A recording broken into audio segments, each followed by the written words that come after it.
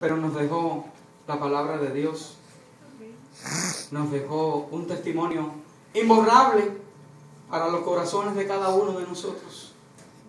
Nos dejó un ejemplo. Este hombre no era un teólogo, pero vivió como un teólogo. No era un hombre que escribía mucho, pero escribió una historia en esta ciudad. De manera que de hasta el Nuevo Herald y toda la prensa, y cuántas personas lo aman y lo quieren. Así que tantas personas no pueden estar equivocados de haber visto al lado nuestro, caminando con nosotros, a un Pablo que aparece en la palabra de Dios. Quizás tú quisieras ver a un discípulo de Jesús. ¿Te gustaría conocer a Juan o Mateo? O quizás a Pablo como apóstol, alguno de ellos. ¿Te gustaría conocerlo? Cuando lo lees en la Biblia, quizás a alguno le parezca una historia. Pero el hecho fue que nosotros tuvimos al lado nuestro, en realidad, a un Pablo, a un Juan, a un Mateo, a un Felipe. Lo tuvimos ahí con nosotros. Días antes de morir, yo estuve 2 semanas a cargo de su caso como case manager, nurse de su caso, y tuvimos un grupo de enfermeros que fueron preciosos trabajando para él. Fueron verdaderamente ángeles que Dios mandó, que cada día y cada noche la pasaban a su lado, dándole servicio. Y en esos días yo estaba pensando, Señor, no nos dejó nada escrito. ¿Dónde podemos hacer? Y Dios me llevó a la palabra en este capítulo 20. Este capítulo 20 es el discurso de despedida de Pablo en Mileto. Y cuando leí el discurso de Pablo, me parecía que Comesaña lo había escrito.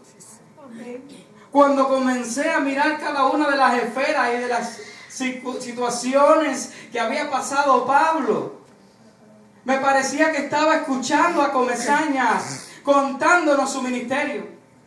Si usted quiere tener un libro escrito que hable de Comesañas, este libro también habla de él, porque llevó los principios de un apóstol, llevó los principios de un hombre de Dios, de un mensajero del Señor.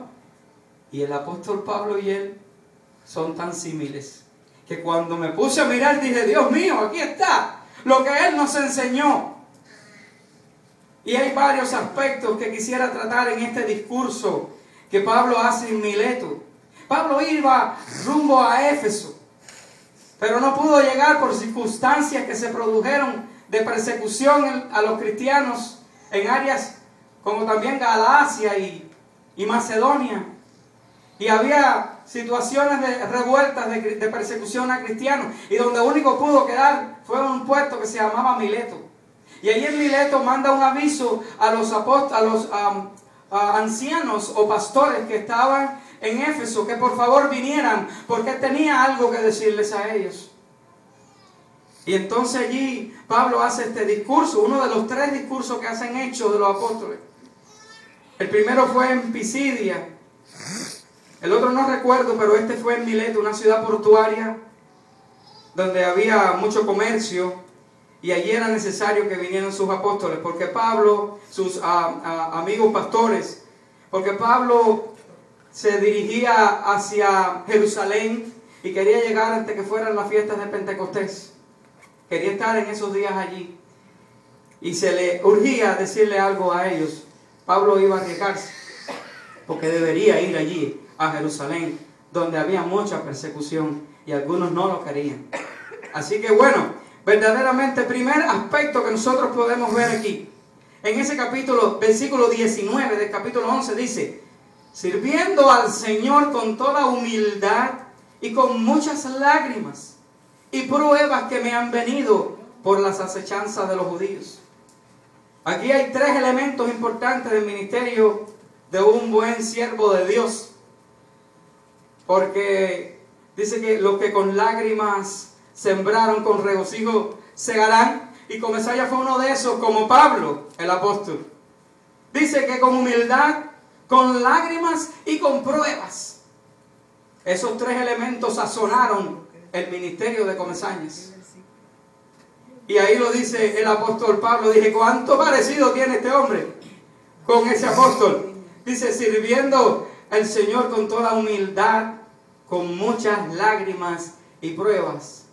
En cuanto a la humildad, a mí se me resume en una frase nada más. Comesaña fue grande porque nunca se creyó ser grande. Aún nosotros que hemos estado a su alrededor, no podemos entender cuán grande es Comesaña. Se equivocó muchas veces. Tuvo errores miles. Tenía defectos a lo que tú quisieras. No era Dios, pero sí fue un gran líder de Dios.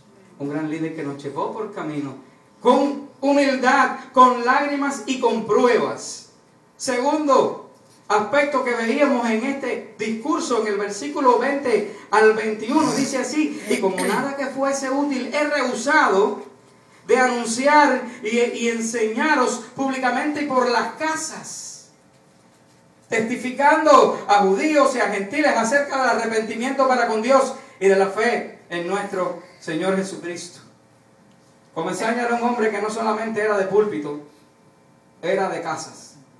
No sé cuántos invitaron a Comesaña a comer en la casa, pero lo de él era siempre, y parecía algo, decía, el que me quiera hablar conmigo, que me invite a comer a su casa. Mire, no hay mejor cosa que invitar a un hombre como Comesaña a la casa. Mira, sales con chistes, con risas, te cae bien la comida, y comía de todo, lo que tú le pusieras, no importa el plato ni la nacionalidad que tú fueras. Bueno, por eso el apellido Comesañas. Eso significa que come de todo. Así que, verdadera, allá en el cielo, la comida no sé cómo será, pero debe estar en un banquete. Y era la mejor manera de poderlo estar con él, porque era un hombre que en la casa, en la mesa, ya te predicaba, solamente contando su testimonio y su historia. Y así lo hizo con muchas personas, con muchas personas. Así que no solamente tenía una visión, y él no solamente quería, se conformaba con la iglesia en la iglesia, sino con la iglesia en las casas. Y fue de los que abrió grupos de amor en acción por allá por el Southwest. Y siempre tenía el suyo. Cuando los hermanos que vinieron con la visión de grupos de amor en acción decían, los pastores no pueden tener un grupo de amor en acción. Ellos son los que, como los líderes que mandan a otros líderes y a otros líderes, a otros líderes. Y él nunca pudo agarrar esa parte de la visión, porque él tenía que tener un grupo de amor en acción. Y era el que dirigía el grupo de amor en acción, cantaba los coritos y hacía las ilustraciones y predicaba. Porque no podía callarse, porque le gustaba estar en la casa de las personas. O sea que la predicación y el discipulado fueron para él algo muy importante. La comunión y los grupos de amor en acción fueron para él parte de su visión, llevando muchas almas al arrepentimiento. Cuando iba a los garajes, que para él era su pasión en ese punto, llegaba a cada lugar que iba, le pasaba el brazo por arriba a quien fuera. Y no había quien se soportara a un brazo pasado por arriba y el amor y cariño de un padre que lloraba en la gente. Y le daba un beso a cualquiera. ¿Cuántas personas en su vida no recibieron un beso de su padre?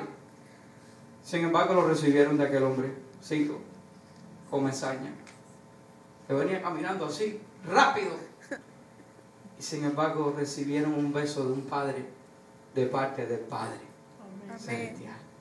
Así que esa también fue algo que se me parecía a Pablo. Como nada fue útil, como nada que fuese inútil, he rehusado de anunciaros y enseñaros públicamente y por las casas. Otro aspecto que vemos en este discurso, y es el riesgo y la disposición a sufrir. Dice Pablo aquí, ahora en el versículo 22 y 23, ahora he aquí, ligado yo en espíritu, voy a Jerusalén sin saber lo que allá me ha de acontecer, salvo que el Espíritu Santo por todas las ciudades me da testimonio diciendo que me esperan prisiones y tribulaciones. En más de una ocasión a Comesaña lo llamaron de que alguien quería matar a alguien. Y le decía, Carmen, Son las 2.